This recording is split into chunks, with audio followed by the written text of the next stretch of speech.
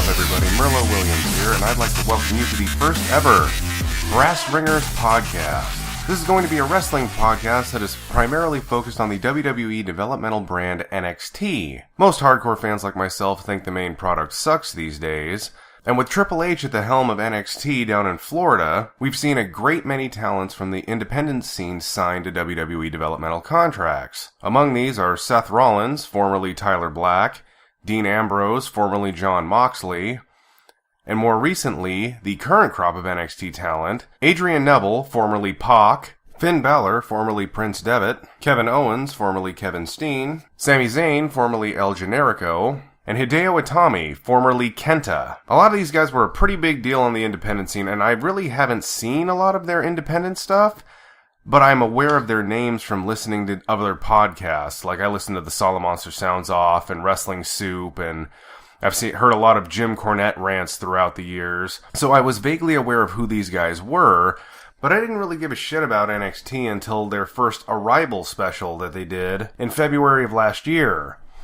And the more podcasts I listen to about wrestling, the more I'm just like, man, I'd send in questions. I've sent in questions to Solomonster. I'd send in questions to Jim Cornette. I've sent in questions to MLW Radio.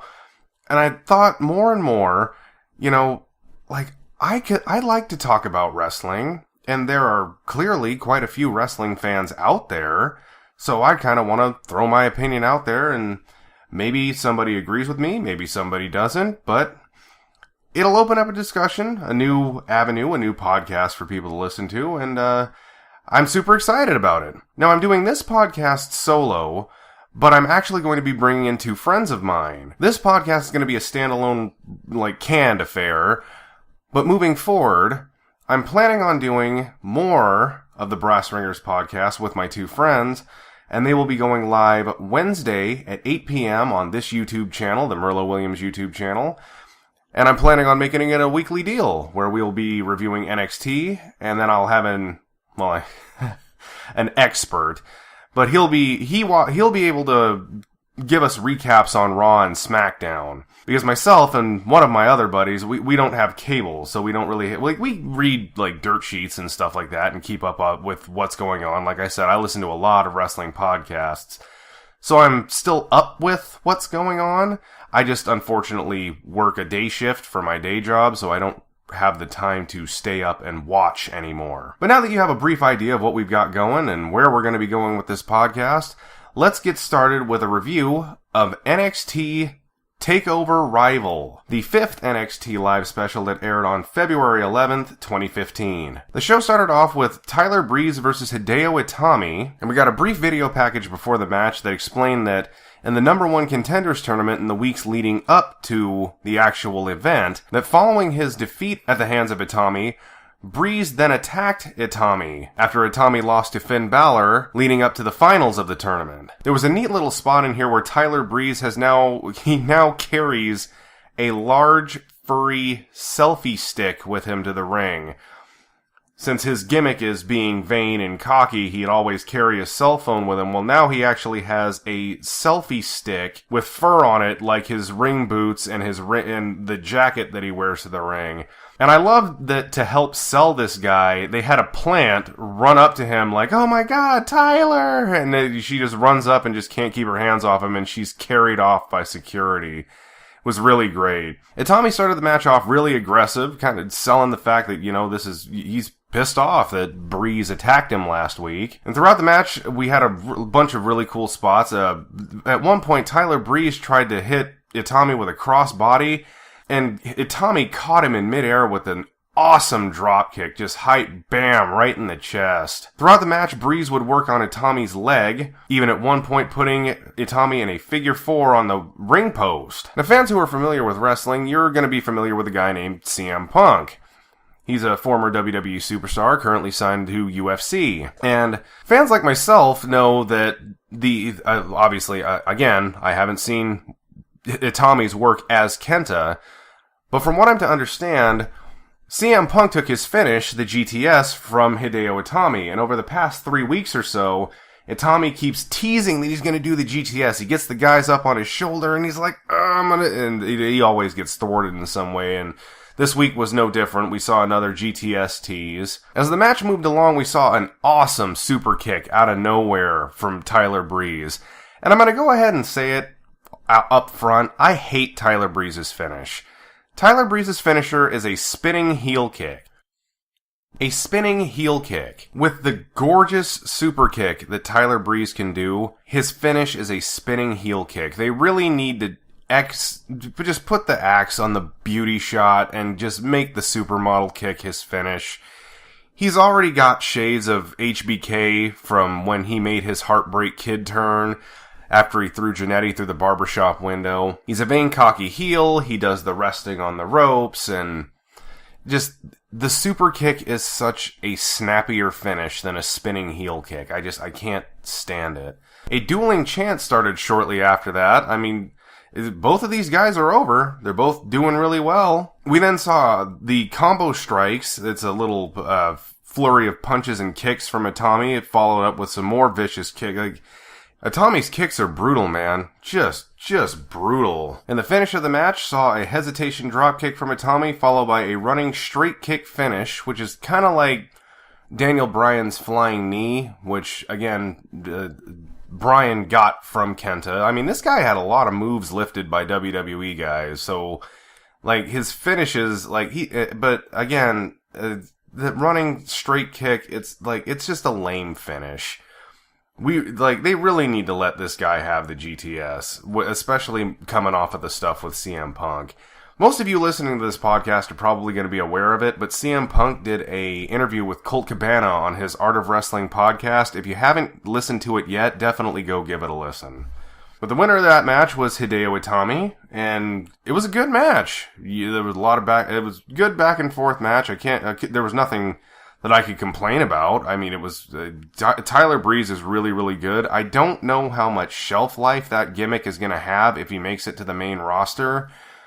And I think Kenta's still got a lot of adjusting to do before he is ready for the main roster. And from the ring, it cuts to Regal, and he is just staring daggers at Kevin Owens following Owens' attack on Sami Zayn and all of the elements that have led up to the title match that he is receiving tonight against Sami Zayn. We'll get to that a little bit later in the podcast. The next matchup was Bull Dempsey versus Baron Corbin in a no disqualification match. The brief hype package before this showed Bull Dempsey costing Baron Corbin the number one contenders tournament, or advancing in the number one contenders tournament, by throwing him into the ring post last week as Corbin was battling Adrian Neville to advance forward in the tournament. Shortly thereafter, Neville would hit the red arrow and get the pin, so he would move on to the finals to fight Finn Balor, which takes place later in the show. The thing I noticed right off was Baron Corbin usually wears a vest to the ring.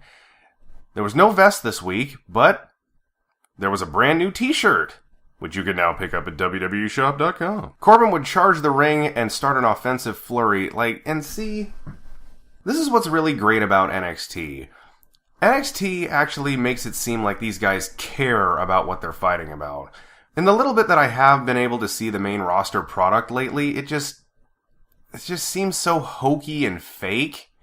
NXT allows you to suspend your disbelief and believe that these guys actually have a grudge against one another. Now, some of the highlights of the match one of them was Bull Dempsey suplexing Baron Corbin onto the ring ramp. I hate that these guys take so many bumps on that ramp. And this would not be the only nasty ramp bump tonight. As the action moved back into the ring, Baron Corbin hit a huge spinebuster on Bull Dempsey. And Bull Dempsey ain't no little guy. He's a pretty big boy.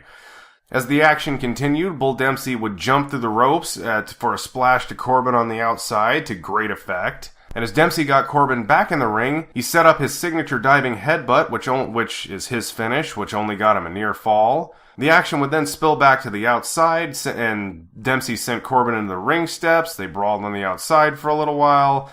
Bull throws him back in the ring and grabs a chair and goes to hit Baron with the chair. Baron steps through for his end-of-days finisher for the pin. I gotta admit, this match was a hell of a lot better than I thought it was gonna be. Baron Corbin has only been doing squash matches here lately. We know that Dempsey can work at least a little bit, But the gimmick there for a few weeks was the crowd would count these guys and count how quick their matches were. Which is neat if you're trying to smash the guy over, but eventually, if you want him to have any longevity, he's going to have to go longer than 30 seconds. In this match, it wasn't the most brutal no disqualification match that I've ever seen. But at the same time, I always get a little worried now, especially if I ever see Seth Rollins in a gimmick match, because that man's he's just a crazy man. But I think it had the right amount of brutality and the right pace and it actually turned out to be a really good match. After the match, Corbin actually picks up the chair and folds it out and sets it down and just sits and just looks at Dempsey. Just as like a final just F you, like hey, take that, and you got nothing on me. I love the kind of confidence that he exuded after the match. It was really good. From this, it cuts to the back, and it cuts to William Regal talking to Sami Zayn, giving kind of the illusion that Regal's trying to keep these two cool, kind of keep things going before their match tonight. And then it hypes the 4-way for the NXT Women's title between Bayley, Becky Lynch, Sasha Banks, and the champion Charlotte. And as it shows Becky Lynch stretching in the back, she's debuting a new outfit that looks a lot more like the standard WWE, like, booty shorts and, like, sports bra top. I like the outfit, I'm not complaining, but, I mean, with the plaid, like, punk rock pants and kind of the I don't know, I don't want to call it like a frayed flannel top. But the uniqueness of Becky Lynch, I think, wears a little bit if this is going to be now a regular outfit. It still had her BL logo on the chest of the shirt, but I just thought the plaid pants were, and just, it made her stand out. And with this new outfit, I just think that she's gonna kind of just look like the rest of them, and I don't really care for that. After this, we moved on to the tag team title match of Blake and Murphy, the champions, defending against the Lucha Dragons, the former champions, the team of Kalisto and Sin Cara. Highlights for this match included a high-ass pop-up side slam from Blake and Murphy to one of the Dragons. I can't remember which one offhand. There was a really neat spot in the match where Kalisto tried to reverse a powerbomb into a Hurricane Rana, and it looked a little sloppy, kind of looked like it got botched a little bit. There was a spot in the match where Blake traded a bunch of pinning reversals with both of the Lucha Dragons, and Blake and Murphy debuted their tag team finish, which involves one of them doing a running suplex and then the other hitting a frog splash for the pin. Blake and Murphy retain the NXT Tag Team Championships. I pretty much figured this was going to happen. I know that they aren't planning on keeping Sin Cara down in NXT forever. The original Sin Cara was such a bust that the now Hunico, who is playing the Sin Cara character, is just kind of a placeholder. I think they see a lot more upside in Kalisto as a single, especially with Rey Mysterio having his contract dispute and basically being miserable there. And he, from what they're saying on MLW Radio, a good friend of his, Conan, one of the hosts, was saying that he hopes to eventually get Ray down west? It'd be out west. From Florida, at least.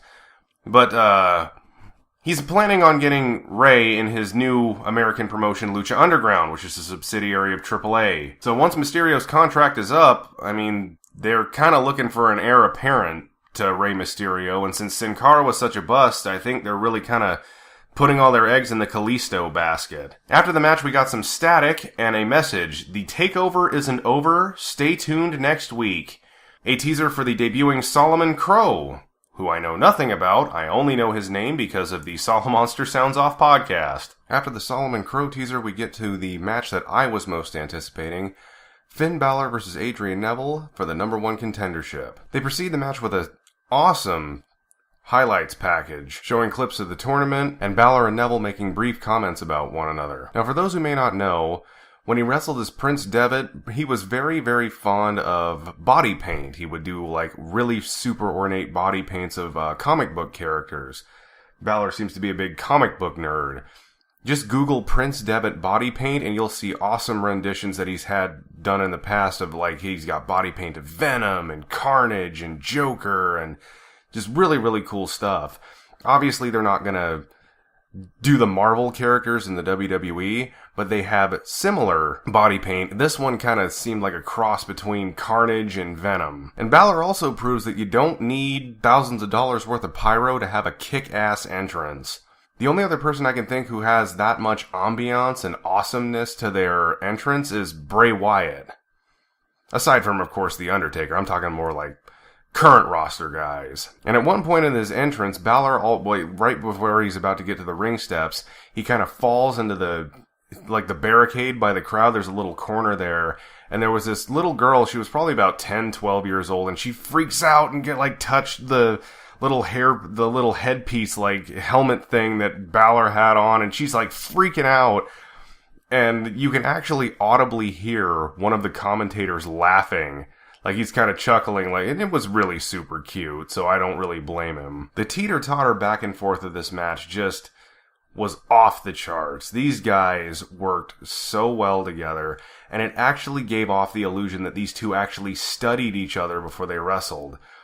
Neville telegraphed 2 of Balor's tope dives to the outside, even countering one with a springboard dropkick. And some of the other cool stuff in the match was an awesome top rope enziguri kick from Balor, where he finally, on his 3rd attempt, got the tope to the outside and took another nasty bump on the ring or the entrance ramp. And you could see him kind of hold his ass for a minute there. I mean, falling that far onto steel can't be comfortable, which is why I hate why these guys take these fucking bumps on that ring ramp, or the entrance ramp. It just drives me crazy. After that, Adrian Neville would roll through the ring to the other side, and Balor follows him out and catches him with this awesome running dropkick that sent Neville right through the barricade, which prompted a holy shit chant from the fans. And shortly thereafter, Balor hits a coup de grace, which is a diving double foot stomp, to the back of Adrian Neville's head, and it only gave him a near fall. I thought the match was over there at that point. Because, the diving double foot stomp doesn't sound like an awesome finisher, but you have to see him do it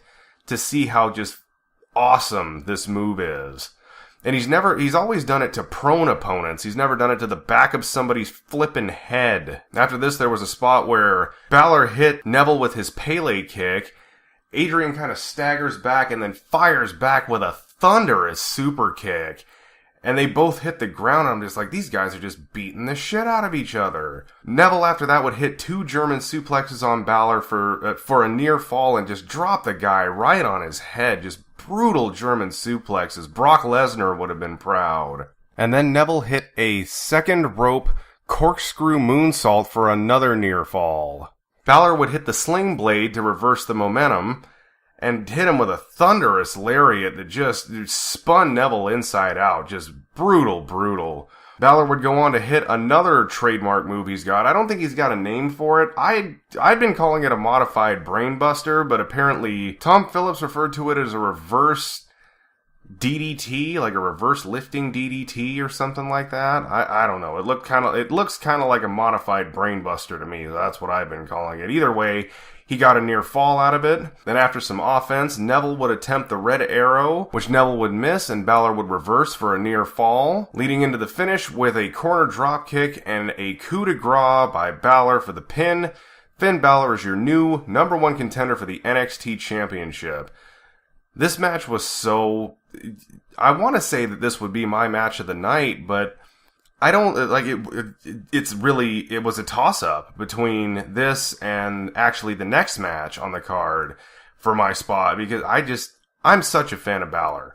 I never saw any of his stuff as Prince Devitt, but from day one, this guy just screamed, I'm a superstar, and I'm gonna make it in this company. If he's made, I'm concerned for all of the NXT folks when they eventually do get called up to the main roster. But I really, at this point in time, just based on his raw talent and his look alone and the entrance and his aura, I think Balor has the highest chance to make it out of anybody on NXT right now. After the match, the two would shake hands and Neville would leave the ring to Balor for him to celebrate. They would then throw up the highlight package for the 4-way for the women's title, and this would lead into the match of Charlotte, the champion, against Bayley, Becky Lynch, and Sasha Banks for the NXT Women's Championship in a fatal 4-way match. Really early on in the match, Sasha Banks and Becky Lynch kind of seemed to have an alliance based on their Team Bay friendship over the past few months, and they would throw Charlotte into the side of the ring, and it was on the hard camera side, where they have LEDs in the side of the ring, like an LED light-up board. And she hit this thing so hard, she actually screamed out in pain, and it busted the board. It was not pretty. I would not wanted to have had to take that bump. Of course, this alliance wouldn't last long, as there are no friends in a fatal 4-way match. And at one point, Becky Lynch hit this. It took a really long time to set up, but this crazy leg submission on Bayley. It looked brutal when she had it set in, but it just took her forever to actually set it in. And these girls in this match would continue to prove that women can wrestle and can be good and can be beautiful and still kick ass at the same time. Take note, John Laurinaitis. I mean, I know he doesn't work there anymore, but the current crop of, lingerie models were his fault. Well, and Vince's, because Vince is into that kind of thing. There was a second rope neckbreaker spot from Charlotte to Becky Lynch. A wheelbarrow backstabber spot from Charlotte and Bayley to Sasha Banks. Banks would hit her patented knee drop spot to both Becky Lynch and Charlotte. Bayley hit a top rope Hurricane Rana to Charlotte. And just listen to those moves. Just the moves themselves are just so impressive. I mean, the girls on the main roster have improved over time. Like, even Kelly was passable when she left. But these girls are not, they're not sports entertainers. They're female wrestlers. And it's so refreshing to see. After this, Bayley would hit her belly-to-belly suplex, another lame finisher, a belly-to-belly suplex, on Charlotte for a near fall. And again, we would spill to the outside of the ring with a second rope dive to the outside from Sasha Banks to Becky Lynch and Bayley. Once the three of them recovered, Charlotte went over the top rope with a plancha on all three of them. And as they worked their way back into the ring, Bayley would hit a belly-to-belly suplex on Charlotte off of the second rope, where Banks would break the pin and get a near fall herself. And after this, Banks locked in her Banks statement submission hold for a long-ass time. Charlotte would crawl toward the ropes and try and get to the ropes, but Banks would roll her up into a pinning combination for the win. And your winner is Sasha Banks, the new NXT Women's Champion. And this is why this was my contender, my tie for match of the night. These women went out there and beat the shit out of each other, and they are all so good. I pretty much figured that Charlotte was going to drop the title because it's rumored that actually she and Adrian Neville are going to be the next to head up to the main roster. But I honestly thought that they were going to have her drop it to Bayley. But I guess with Sami Zayn winning the NXT Championship at the last live special, we can't have two underdog stories going at the same time. You can't say the girl doesn't deserve it. Sasha Banks actually is a really, really good wrestler. And part of what lends credence to the rumor that Charlotte's going to be leaving here shortly is, you got a face. Charlotte's been kind of a tweener for the last little while, but an outright out-and-out heel Banks, they kind of stared each other down, and Charlotte went to shake her hand, and they pulled each other in for a hug, and if you look, it's for about that long, but you can see Banks kind of well up like she's going to cry. But then Charlotte pushes her off, and then Banks shoves Charlotte and holds the title up and is like, yeah, I'm queen bitch around here now. Just, what a great match. And this would lead us into the package detailing the main event of the night, telling the story of Kevin Owens and Sami Zayn and how they were friends from being kids, and they'd been all around the world together, and Owens felt like Zayn had stolen his spot, or because they were supposed to come into the WWE together, and since Zayn got the call first, it gave Owens motivation to turn on him, and the jealousy, and how he wants to help feed his family, and this is what he wants to do, and this has been his dream. So our main event of the evening is Sami Zayn and Kevin Owens for the NXT Championship. As the bell rings, Owens immediately exits the ring. Classic chicken shit heel sort of thing to do, like, no, he's like, I'm gonna dictate the pace of this match. This isn't gonna go your way. And he would go back in the ring, and then he immediately exits again and walks around the ring. At this point, Zayn gets fed up and does an over-the-top rope tope to Owens. But as they get back into the ring, Owens just brutalizes Zayn. He hits these two just killer clotheslines on Zayn. It just makes him look like a fucking monster. After this, the fans would begin dueling chants for Sami Zayn and Owens. And Owens at one point just hits this brutal ass chop. Just, like, I don't know if you've seen it, but they did a documentary on Finn Balor, Prince Devitt, after he left New Japan Pro Wrestling when he got the call from WWE. And he is in a restaurant in Japan, and there's the guys there want them to chop like they do in wrestling. And these chops were just brutal. And it's the same sound when Owens chops Zayn. You have to watch the match. I can't do it justice over this microphone. I just can't. And Owens would continue his dominance over Zayn as he did a top rope pancake spot. Just drops him, drapes him over the ropes, and Zayn bounces back up and then smacks into the ring mat. Owens would also hit a high back suplex and a lariat on the floor, just crashing Sami Zayn's head, just dropping him right on his head. But Zayn would clothesline him and flip the momentum and get him into the Blue Thunder Bomb for a near fall. And comparing the size of the two guys, Zayn is so much smaller than Owens. It is pretty damn awesome that he got him up for that Blue Thunder Bomb. But Zayn wouldn't have the momentum long as he ran into a super kick. And then Owens hitting his cannonball senton into the corner. And just, again, Owens is a big ass dude. For him to be able to be that agile and be that big is pretty fucking impressive. Owens would then go on to hit what I could only call a pump handle brain buster across his knee. There isn't really a name for this move, but that's the best that I could describe it. And Zayn would try to mount a comeback, and Owens would thwart him again as he throated him on the top ring rope. From here, they'd climb to the top rope, and Owens would knock Zayn down. And at this point, again, the agility of this big guy.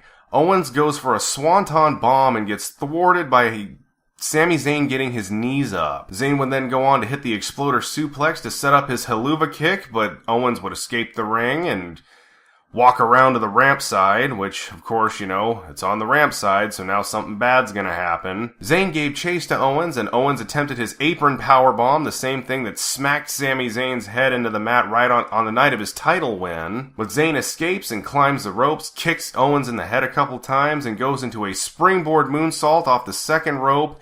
And this was the most brutal spill of the night, as he cracked his head hard on that steel ramp.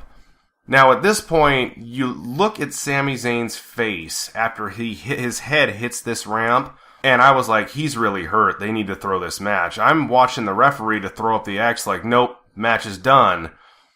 But the match continued. I mean, you could see the referee talking to Zayn, and I'm looking at it, I'm like, how stupid is this referee? Like, this guy is hurt. He's got to have a concussion. You need to stop the match. Zayn would then throw Owens back into the ring and follow him in, and he goes for his haluva kick, but he's visibly off balance. He's stumbling and staggering, and I'm just like, dude, this guy's fucking really hurt.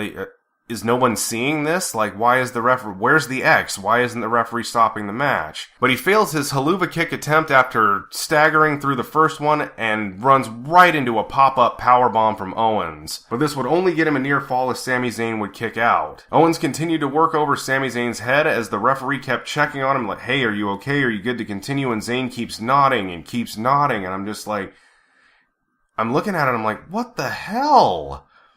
And at this point, the NXT trainers came out to check on Zayn, and I'm like, okay, and Owens is kind of sitting in the corner, I'm like, alright, they're finally gonna throw the match. They know that this guy's really hurt. And then Owens would go on to 2 more power bombs. And Zayn would not kick out of these power bombs, he rolled out. Just rolled over onto one shoulder. And at this point, it cuts to the crowd, And there are two women near the front row with tears in their eyes, like they're visibly concerned about this guy. As the trainers continue to talk to Zayn, Owens would pull Zayn away for 2 more power bombs. And during this, it cuts to a crowd it cuts to the crowd again, and there's a woman with her hands on her head, and she literally looks up like, "Ref, what the fuck are you doing? Why are you not stopping this match?" And it cut to another gentleman who has his hands on his head like, "Oh my god, this guy's really hurt." But after these 2 power bombs, Owens would go for a 3rd power bomb, and the referee seems conflicted as to whether or not to stop the match, as the trainers are telling him, no, throw the match. The referee then physically pulls Owens off of Zayn and gets him into a corner and says no, and he calls for the bell and hands Owens the title. Your winner and new NXT champion due to referee stoppage, Kevin Owens.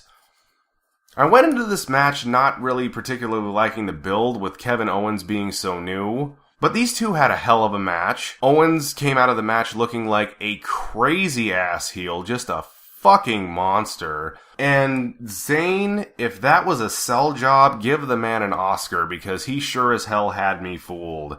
Like, I thought and still think that the guy is legit hurt. This might have been basically an injury angle to write him off of television for a while. But holy flippin' crap. I just could not, I'm just like, where's the X? Why have they not stopped the match? Can they not see that this guy is actually really hurt?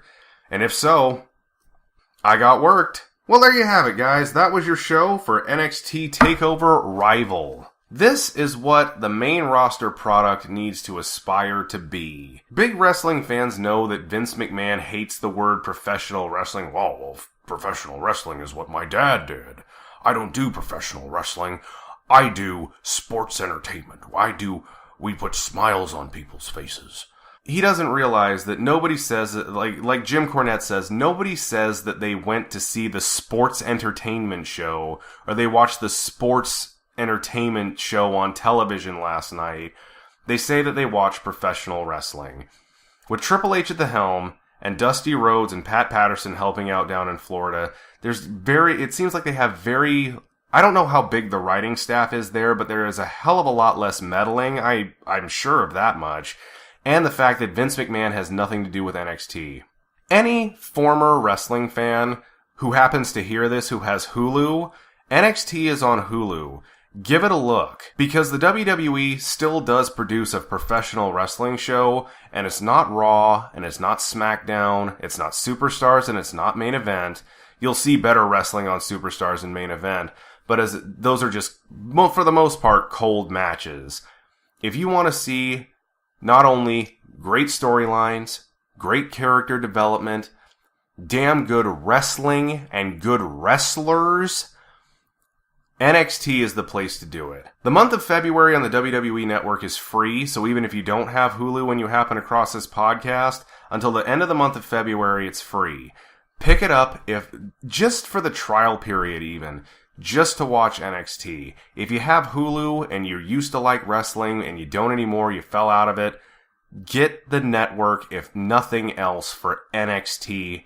It is, in my opinion, worth the $9.99 a month on its own. I'm really interested to see where they're going to go with Kevin Owens and Sami Zayn from here. It's going to be interesting to see what happens between Sasha Banks and Becky Lynch, since Banks went over in the Fatal 4-Way match. Where does Finn Balor fit into the NXT Championship hierarchy now? I mean, he's the number 1 contender, but Zayn is still entitled to a rematch. Are they going to continue the feud with Breeze and Itami? Unlike Raw, which overstays its welcome in the 3-hour format, from what I'm hearing for the most part. I don't really get to see it, but from what I hear on the various podcasts I listen to, it becomes a chore to watch every week. And SmackDown, with there being no brand split now, has kind of become the Raw rematch show. NXT does not overstay its welcome in an hour. It leaves you wanting more.